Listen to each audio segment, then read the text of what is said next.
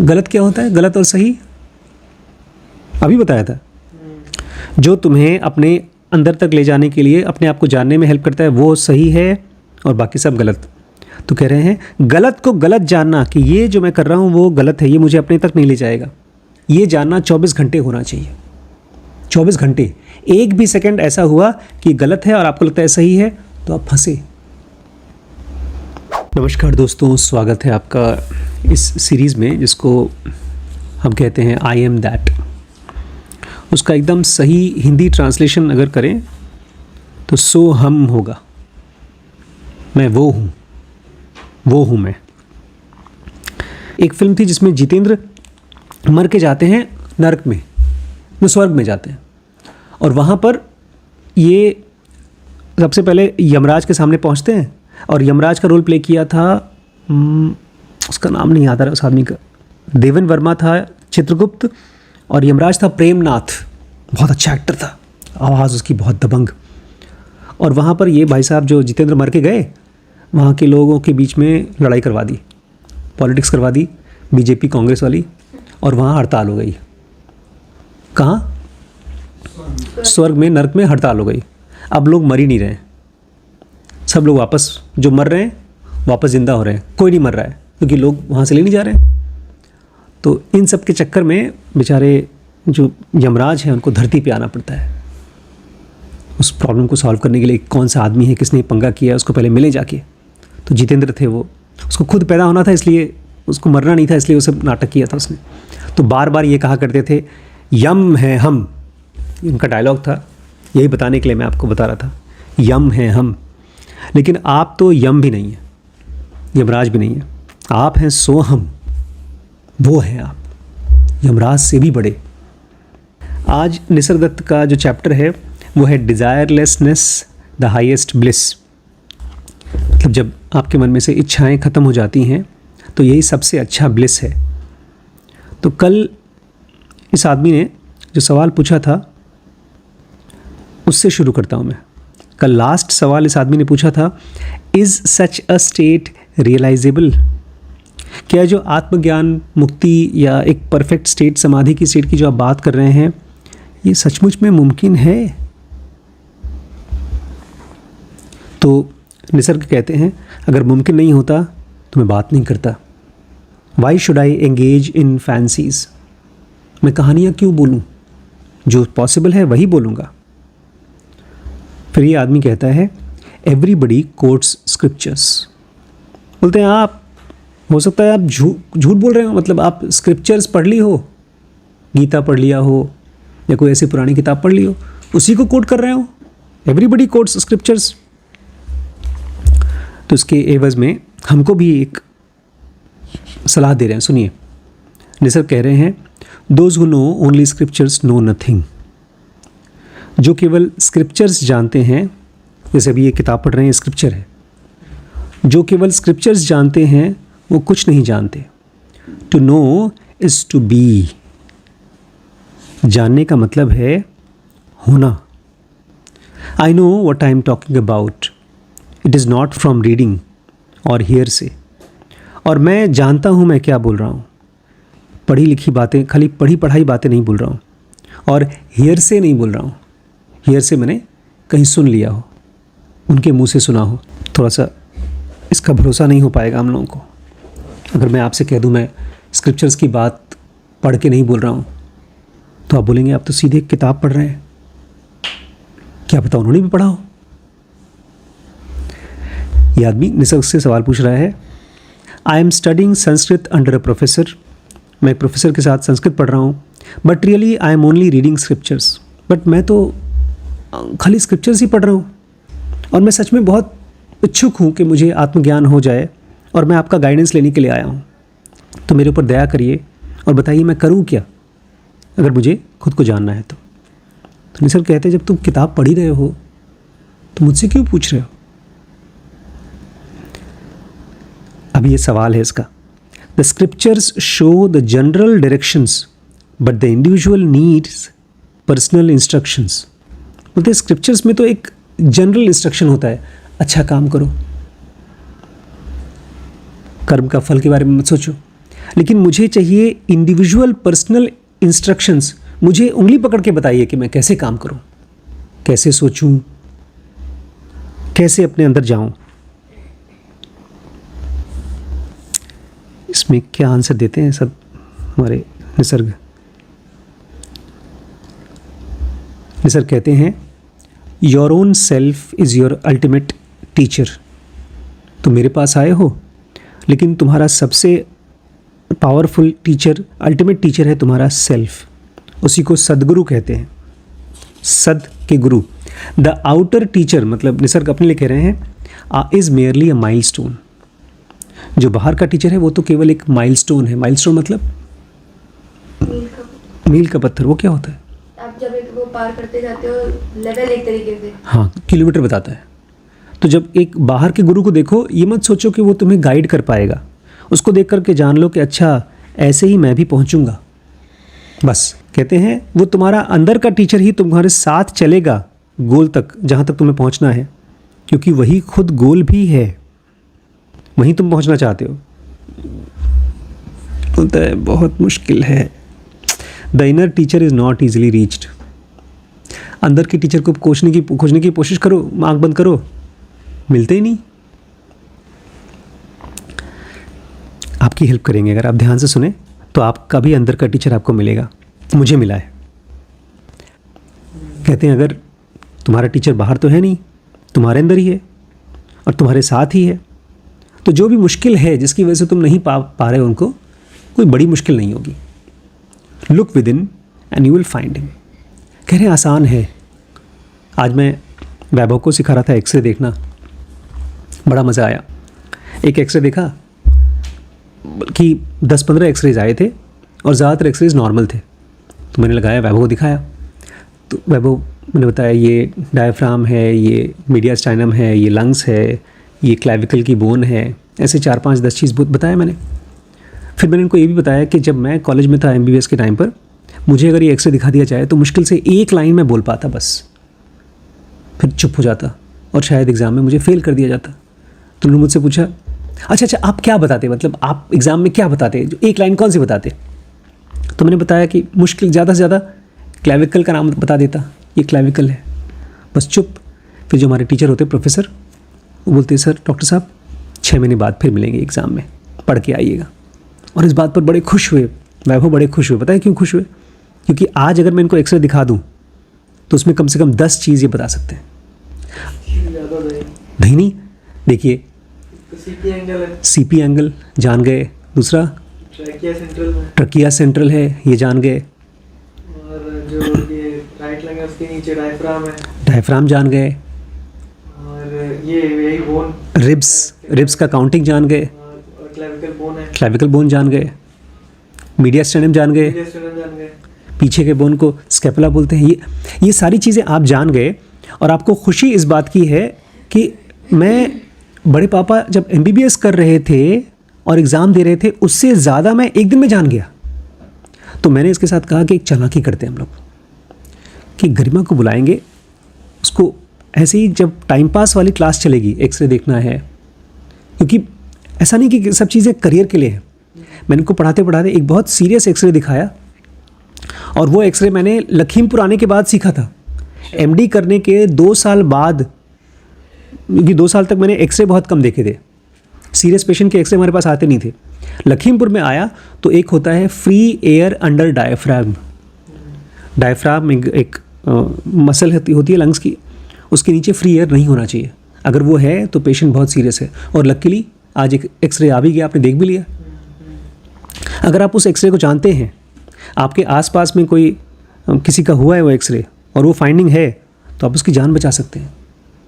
आप जानते हैं कि बहुत सीरियस है। तो हमने ये डिसाइड किया कि यार गरिमा को बुलाएंगे और हंसी खेल में जब क्लास चलेगी तब तक बैठाएंगे 10 मिनट 15 मिनट, उसके बाद वो चली जाए। क्या पता उसका इंटरेस्ट डेवलप हो जाए, क्योंकि मेन प्रॉब्लम ये मुश्किल पढ़ाई के साथ ये है कि उसमें इंटरेस्ट नहीं आता। तो आप कह रहे थे बड़े पापा आप आया करिए पढ़ाने के लिए, बाकी लोग कोई कायदे से पढ़ाते नहीं हैं। तो फिर मैं ये चीज़ बड़ी मम्मी से बात कर रहा था शाम को कि देखो वैभव का इंटरेस्ट डेवलप हो गया है।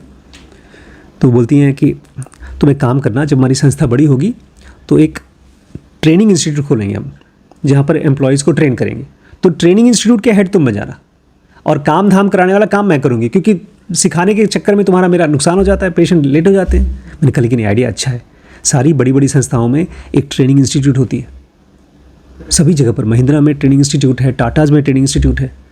बट मैं ये सब एग्जाम्पल इसलिए दे रहा हूँ कि वैभव एग्ज़ाम में, स्कूल में बहुत अच्छे नंबर नहीं पाए, लेकिन फिर भी इनके अंदर में टीचर है, तभी ये सीख पाए। खाली मेरे सिखाने से नहीं सीखे, इनके अंदर में टीचर है। यही पॉइंट मैं बड़ी मम्मी को बता रहा था कि गरिमा के अंदर में भी वो टीचर या वो लर्नर है। ऑब्स्टिकल बहुत बड़ा नहीं है, जो ऑब्स्टिकल है वो डांटने का, जजमेंट का है। एक बच्चे को आप कुछ थोड़ा बहुत गलत कर दिया, उसको आप डांट दो और वो आगे नहीं सीख पाएगा। तो ये कह रहे हैं कि the difficulty can not be serious. जो भी तुम्हारे अंदर टीचर तक जाने की बात है वो कोई बड़ी सीरियस बात नहीं है। अगर मान लीजिए मैंने आपसे कहा होता कि जाओ आज तुम्हें एक्सरे देखना है और ये 10 पॉइंट रट करके आना है और खड़े रहकर मुझे आंसर देना है, और उसमें से 10 में से अगर आपने एक भी गलत बताया तो जाओ उल्टा खड़े हो जाओ, मुर्गा बन जाओ, तो आपको एक्सरे देखने का मन ही नहीं करता। मैंने उसको जॉली बना दिया, मजाकिया बना दिया। तो जो ऑब्स्टिकल था सीखने वाला, उसको ईजी कर दिया।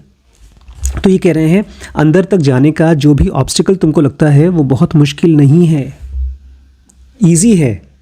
Look with in and you will find him. अपने अंदर को खोजो और तुम्हें मिल जाएगा। ये आदमी कहता है कोई फ़ायदा नहीं है। जब मैं अंदर देखता हूँ तो मुझे सेंसेशंस दिखाई देते हैं, परसेप्शंस दिखाई देते हैं, थॉट्स दिखाई देते हैं, फीलिंग्स दिखाई देते हैं, डिज़ायर्स दिखाई देते हैं, डर दिखाई देते हैं, मेमोरी दिखाई देती हैं और एक्सपेक्टेशन दिखाई देते हैं, और उसी के अंदर मैं फंस जाता हूँ। क्या क्या दिखता है वही सब हमको दिखता है, इसलिए हम लोग भी नहीं देख पाते अंदर गुरु को। सबसे पहला सेंसेशन। क्या सेंसेशन? अभी आप क्या कर रही थी ऊपर जब आने से पहले? काम कर रही थी। तो आपको इसमें से फियर दिखाई दे रहा था, काम नहीं करूँगी तो डांट पड़ेगी कल।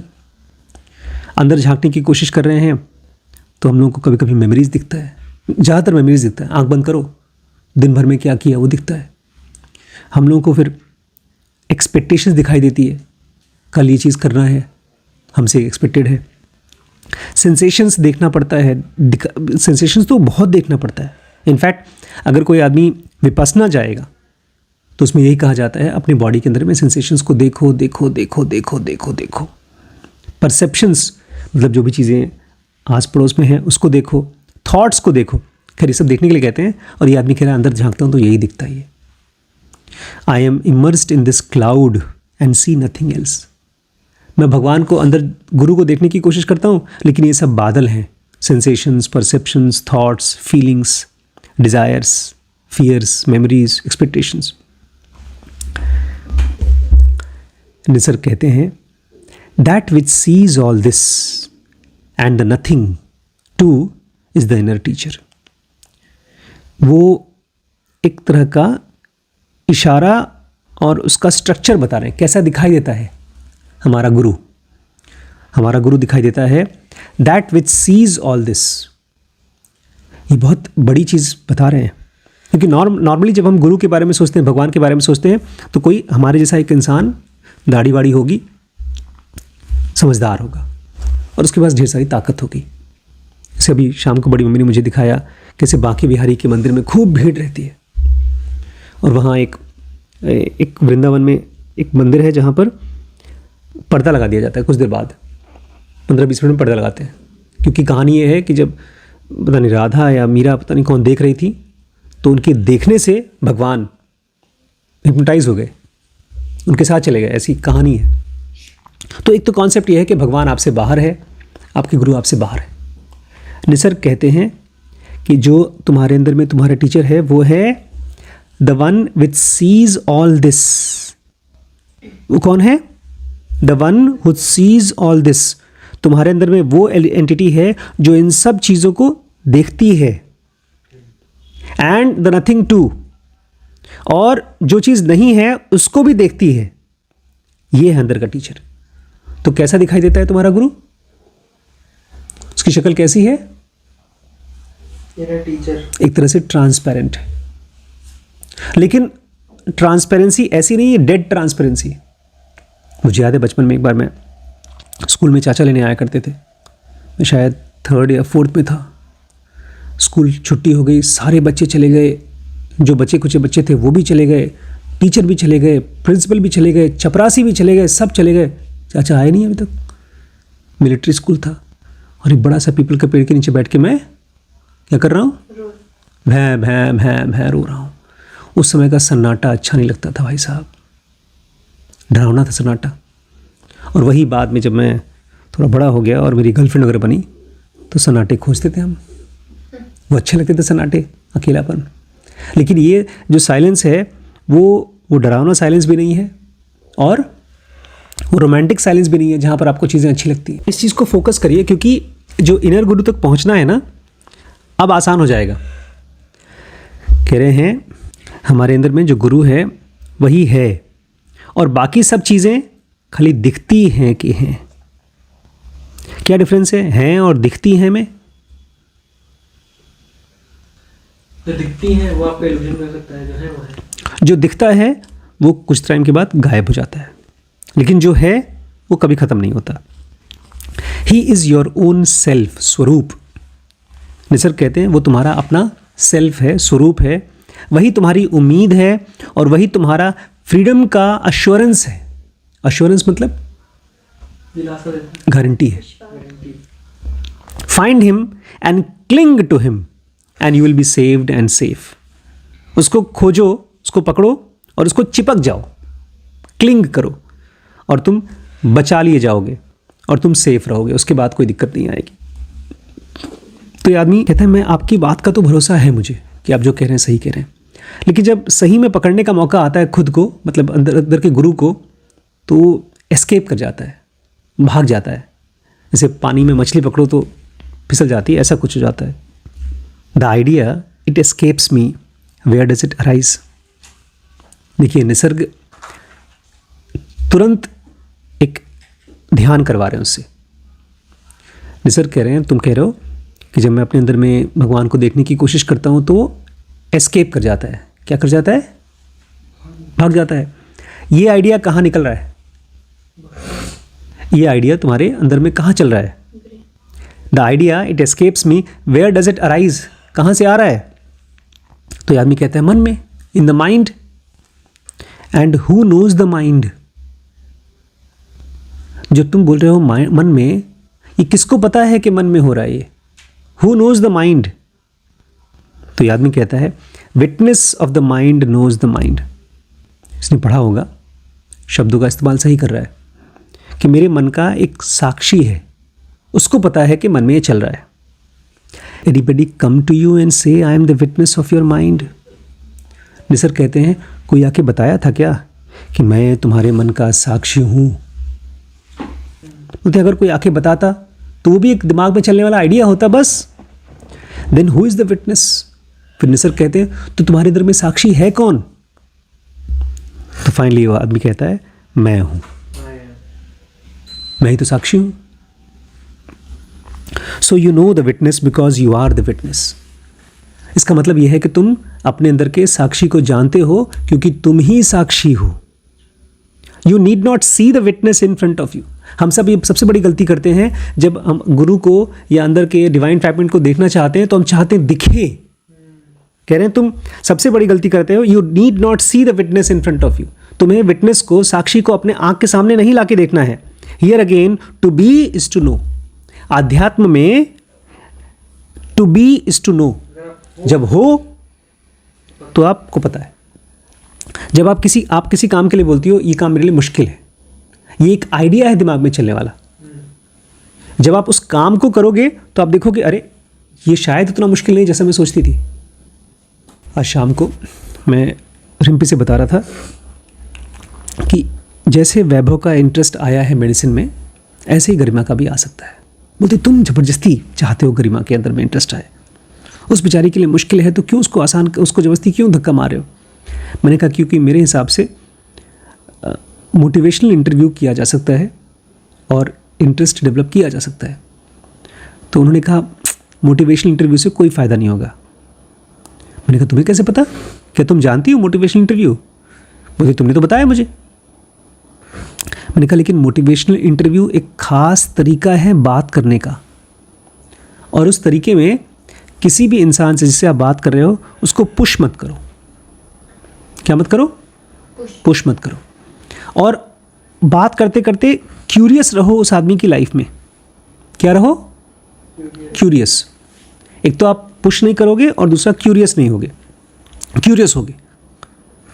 इतना सुनने के बाद बड़ी मम्मी ने कहा हाँ ठीक है, लेकिन कोई फ़ायदा नहीं होगा, क्योंकि गरिमा को मुश्किल लगती है मेडिकल की चीज़ें, वो इतना मेहनत नहीं कर पाएगी। ये जो बार बार उनके मन में ये थॉट आ रहा था गरिमा के लिए, ये कितना सच है?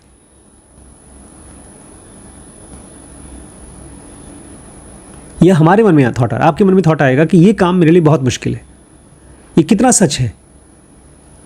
कोई ऐसा काम जो मैंने नहीं किया और मेरे मन में ये थॉट आ रहा है कि ये काम मेरे लिए बहुत मुश्किल है, ये कितना सच है? लेकिन बहुत स्ट्रांगली लगता है यार ये काम नहीं हो सकता मेरे से, लग रहा है बहुत स्ट्रांगली। जो चीज़ बहुत स्ट्रांगली लगती है वो कितनी सच है? वो उतनी ही सच है जितनी वो स्ट्रांगली लगती है। जब तक वो विचार मन में है तब तक वो विचार ही ध्यान में आता है। निसर्ग कह रहे हैं to know is to be is to know. तुम्हारे अंदर में वो जो इन विचारों को देखने वाला है वही हो जाओ।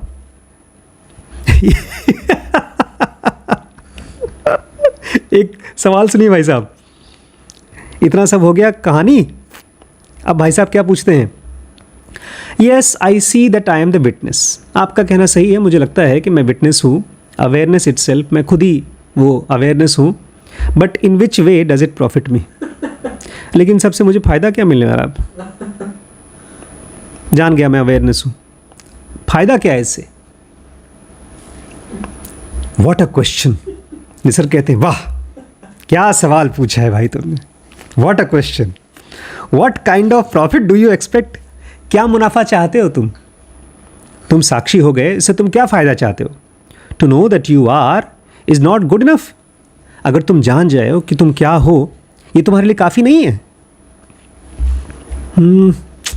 What are the uses of self knowledge? नहीं, ये बताइए कि खुद को जानने के क्या क्या यूज़ हैं। ऐसा लग रहा है जैसे कोई औजार खरीद के लेकर आया है, मोबाइल फ़ोन या कोई कार वार लेकर आया, बता रहा है कैसे चलेगी गाड़ी है। तो निसर्ग कहते हैं, बोलते जब आदमी खुद को जान जाता है उससे ये मदद होती है कि तुम जान जाते हो क्या क्या तुम नहीं हो, और तब तुम बच सकते हो गलत आइडियाज़ से, गलत इच्छाओं से और गलत एक्शन से। गलत चीज़ों से अपने आप को बचा सकते हो। If I am the witness only, what do right and wrong matters? देखिए दिमाग कितना चालाक है, जवाब में से सवाल निकालता है। ऐसा लगता है उलझा रहा है गुरुजी को। कह रहा है अगर मैं साक्षी हूँ तो अच्छे और बुरे से क्या फ़र्क पड़ता है? तब तो मैं अच्छे और बुरे से बहुत दूर हूँ। मुझे अच्छे बुरा के बारे में सोचना नहीं चाहिए कि मुझे गलत से दूर रहना है, अच्छे के पास रहना है, फिर क्यों सोचूं मैं? तो उसमें कहते रुको, एक डेफिनेशन पहले क्लियर करो। अच्छा क्या है, गलत क्या है, पहले ये समझो। What helps you to know yourself is right. जो तुम्हें खुद को जानने में मदद करता है वो सही है। What prevents is wrong. जो तुम्हें खुद को जानने से रोकता है वो गलत है। To know one's real self is bliss, to forget is sorrow. अपने रियल सेल्फ को जानना ही ब्लिस है, आनंद है, और उसको भूलना दुख है, तकलीफ है। बेचारा कंफ्यूज हो चुका है क्योंकि सवाल चल रहा है मन में ना। ये बोल रहे हैं to be is to know, वो चीज़ होना ही खुद को जानना भी है। तो ये आदमी फिर एक नया क्वेश्चन पूछता है। बाकी क्वेश्चंस से तो उसकी खुशी हुई, मतलब शांति मिली नहीं। कैसे पता कि शांति नहीं मिली? एंड में पूछ लिया था, बार बार सवाल पूछे जा रहा है। अरे एक आदमी जब शांत हो जाएगा, एक बड़ी अच्छी आज वीडियो दिखाई बड़ी मम्मी ने, उसमें एक बूढ़ा कपल है, आराम से दोनों बैठे हैं, और जैसे आप सौरभ जोशी का व्लॉग होता है उसमें तो बहुत फटाफट बच्चे कहीं खेलने जा रहे हैं, कहीं मोटरसाइकिल चला रहे हैं, कहीं कुछ हो रहा है। ये व्लॉग में एकदम शांति से हस्बैंड वाइफ, बूढ़े हैं होंगे, 70-80 साल के होंगे, दोनों बैठे हैं आराम से। उसको आप देखेंगे लगेगा इतना प्यार से बनाया गया है। उसको देख करके लगता है कुछ बोलो मत, देखते रहो बस। जब आपको कोई शांति वाली चीज़ मिलती है तो आप उसमें शांत रहना चाहते हो। लेकिन ये आदमी बोले पड़ा है, अभी भी पूछ रहा है, is the witness consciousness the real self? कि ये जो साक्षी है, क्या वही रियल सेल्फ है हमारा? क्या वही ईश्वर है? अब थोड़ी और गहरी बात है, पता नहीं इसको समझ में आई कि नहीं आई।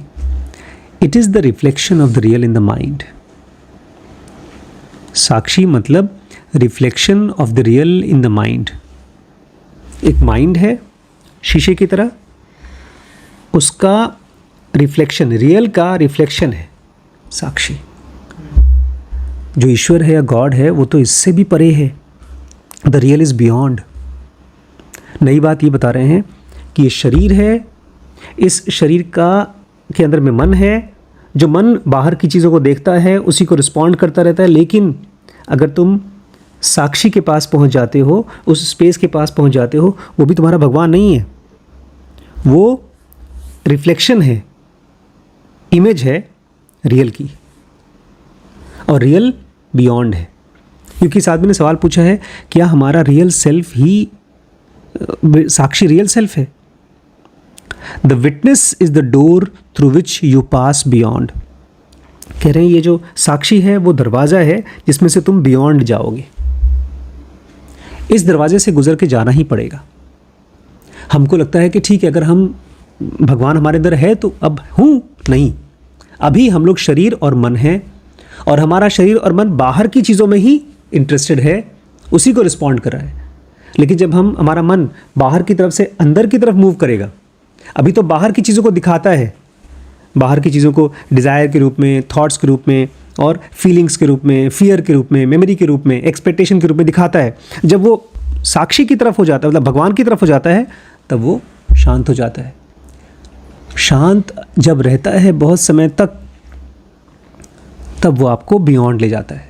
लेकिन मान लीजिए आप एक दिन शांत रहे, अगले दिन फिर शुरू कर दिया आपने बाहर की चीज़ों को एंजॉय करना, तो फिर आप बाहर की तरफ जा रहे हैं, फिर आपने दरवाज़ा बंद कर दिया। कह रहे हैं witness is the door through which you pass beyond.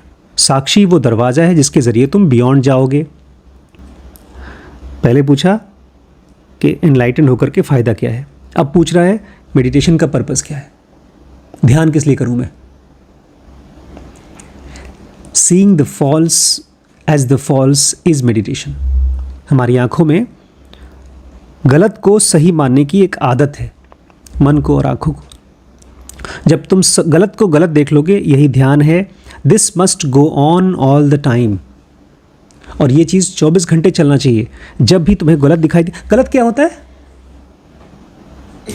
गलत क्या होता है? गलत और सही अभी बताया था क्या?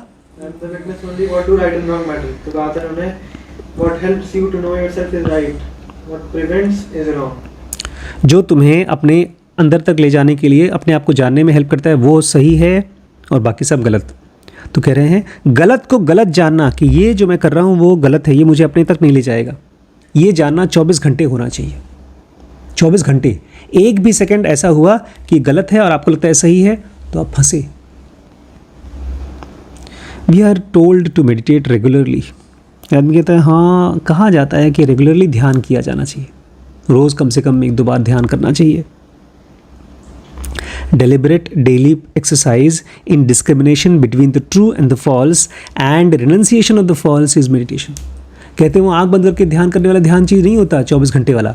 वो तो ये होता है जहाँ पर आप डेलिबरेट डेली एक्सरसाइज करते हो, रोज़ अपने आप को एक्सरसाइज करवाते हो, ये देखने के लिए कि सच और झूठ क्या है, गलत और सही क्या है। गलत क्या होता है? गलत वो होता है जो रोकता है आपको अपने आप को जानने से। सही जवाब, जो अपने आप को जानने से रोकता है। अगर मान लीजिए आपके मन में एक थॉट चल रहा है कि ये काम मैं नहीं कर सकती, कोई भी काम, तो गलत है कि झूठ है?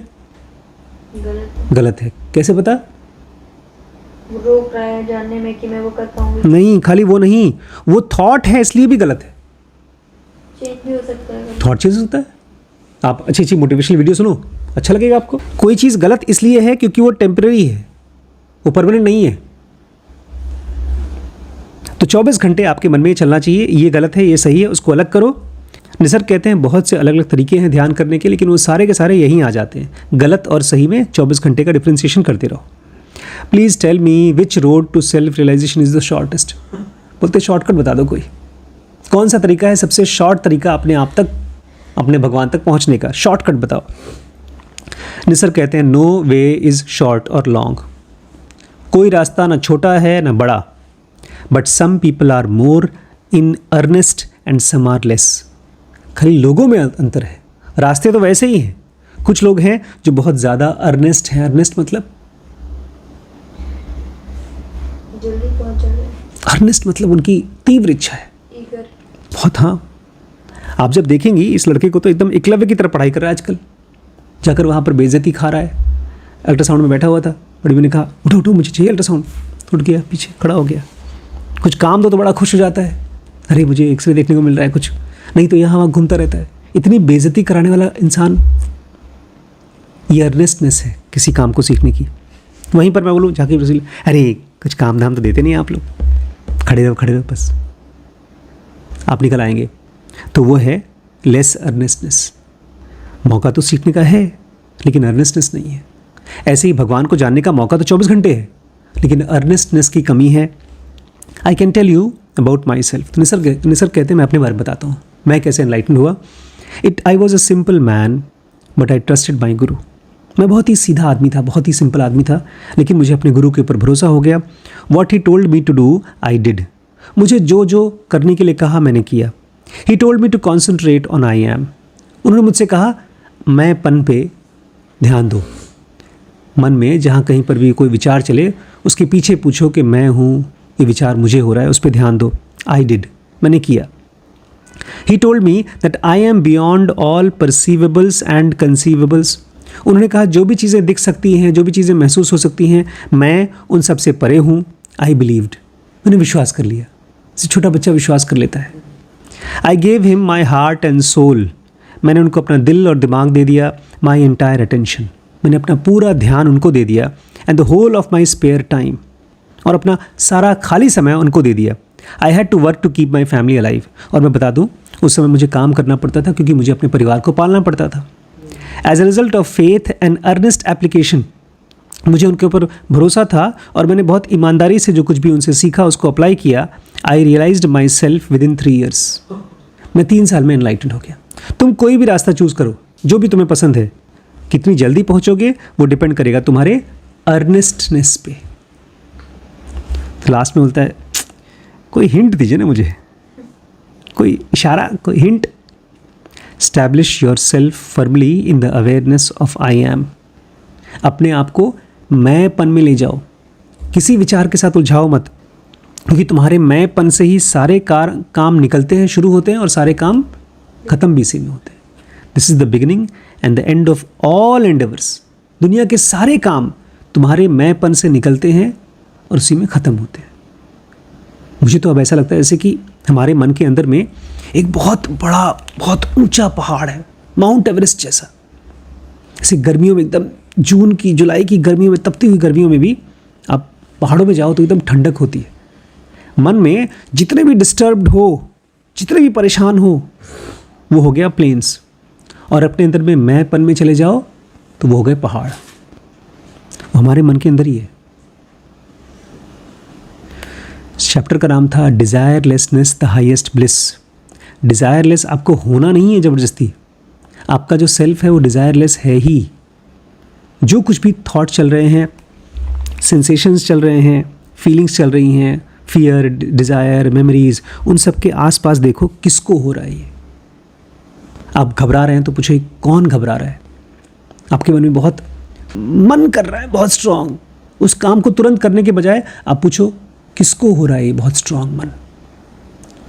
आप किसी से प्यार करते हो, उससे शादी नहीं हो पा रही है, परेशान हो गए, तो पूछो ये परेशानी किसको हो रही है। किसी भी चीज़ को लेकर के अगर परेशान हो, एक्साइटेड हो, तो बजाय उस एक्साइटमेंट या परेशानी के घोड़े के ऊपर बैठकर भागने के, पूछो ये घोड़ा कहाँ बैठा है, कहाँ घोड़ा दौड़ रहा है, ये वो स्पेस कौन सा है, और वहीं पर आप एनलाइटन हो जाओगे। 3 साल लगते हैं मैक्सिमम खुद को जानने में।